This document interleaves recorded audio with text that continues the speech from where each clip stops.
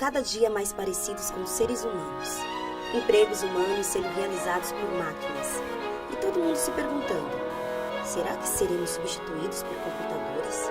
Alguns dizem que sim, computadores pensam mais rápido. Outros dizem que não, porque cérebros eletrônicos não pensam e sequer refletem sobre as coisas da vida. Mas há apenas 65 anos, Katherine Johnson, uma matemática americana, foi contratada pela NASA como computadora. Sim, foi esse o cargo que ela foi ocupar. Mas o cérebro de Katherine não era eletrônico. E apesar de fazer cálculos tão complexos quanto os computadores da época faziam, ela sempre pensou muito além desses cálculos. Tinha sentimento, capacidade crítica e pensava muito sobre as coisas da vida. Katherine Johnson nasceu em West Virginia, nos Estados Unidos. O ano era 1918. Com uma mente brilhante, desde pequena gostava de contar e adquiria uma facilidade enorme para cálculos.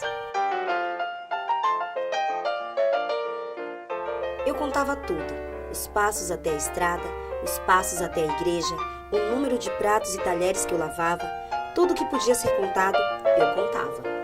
Katherine diz também que ser mulher e negra nesse lugar e nessa época não era lá muito fácil.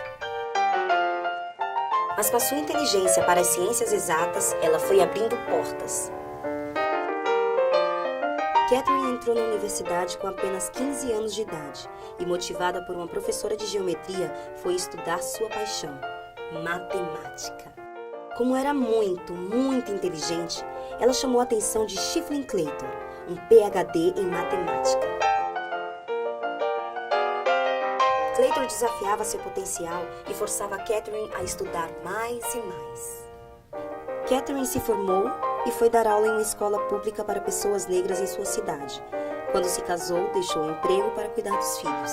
A história de Katherine, como a de muitas mulheres dessa época, poderia ter parado por aí, mas não parou. E é aqui que Katherine e a corrida espacial americana se encontram.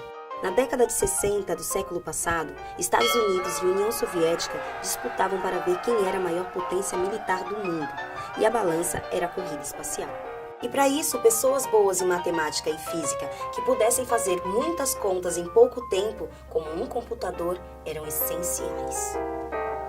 Mas o primeiro computador só seria usado pela NASA em 1962. Antes disso, a agência contratava mulheres geniais como computadoras humanas. Elas eram divididas em duas equipes, uma com matemáticas negras e outra com cientistas brancas. Ambas faziam o mesmo trabalho, mas as mulheres negras recebiam salários menores e precisavam usar ambientes reservados para pessoas negras. Tudo isso por causa da segregação racial. Katherine, que desde 1940 se dedicava apenas aos filhos e à casa, ficou sabendo de uma dessas vagas na NASA e se candidatou. Ela começou a trabalhar como uma computadora em 1953. E como seu cérebro parecia eletrônico, mas refletia sobre as coisas da vida e do mundo, ela calculava e perguntava: por quê? Por que precisamos usar banheiros separados? Por que mulheres não podem participar das reuniões?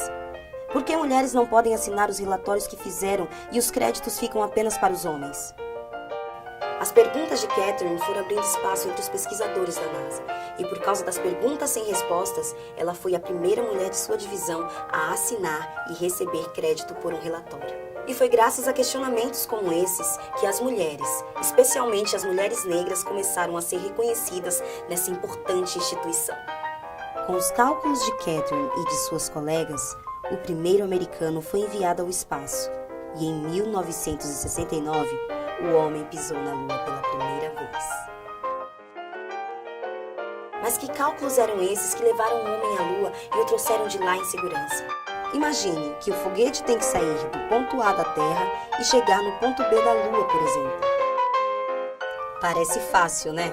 Mas imagine que a Terra está girando em torno dela mesma e a Lua está girando em torno da Terra. Isso significa que a cada hora os pontos A e B mudam de lugar. Cálculos muito precisos de coordenadas e trajetórias são necessários para que os astronautas não se percam no espaço. Deixa comigo. Me diga quando e onde você quer que ele pouse, eu penso de trás para frente e te digo o exato momento de decolar.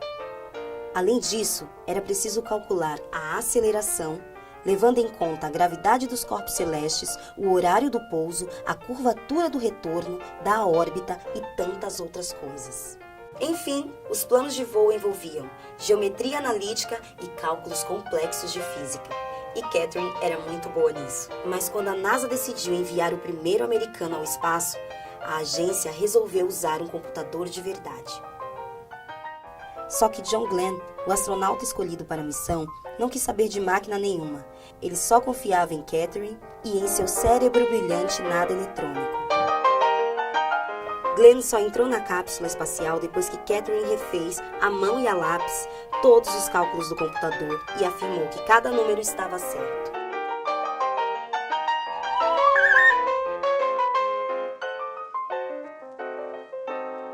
Em 2018, Katherine fez 100 anos.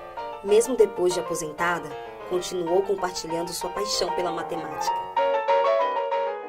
Depois de deixar a NASA, foi dar palestras para estudantes, inspirando-os a persistir nos próprios sonhos, mesmo diante dos desafios, por maiores que sejam. Mais do que ser brilhante em matemática, a mente de Katherine era inquieta. Nunca se contentava com uma resposta que não lhe parecesse justa. Pois bem, a história de Katherine nos mostra que os cérebros humanos, mesmo os que fazem contas muito complexas, não param quietos e questionam tudo à sua volta. E você? Acredita que um dia os cérebros eletrônicos vão superar os humanos?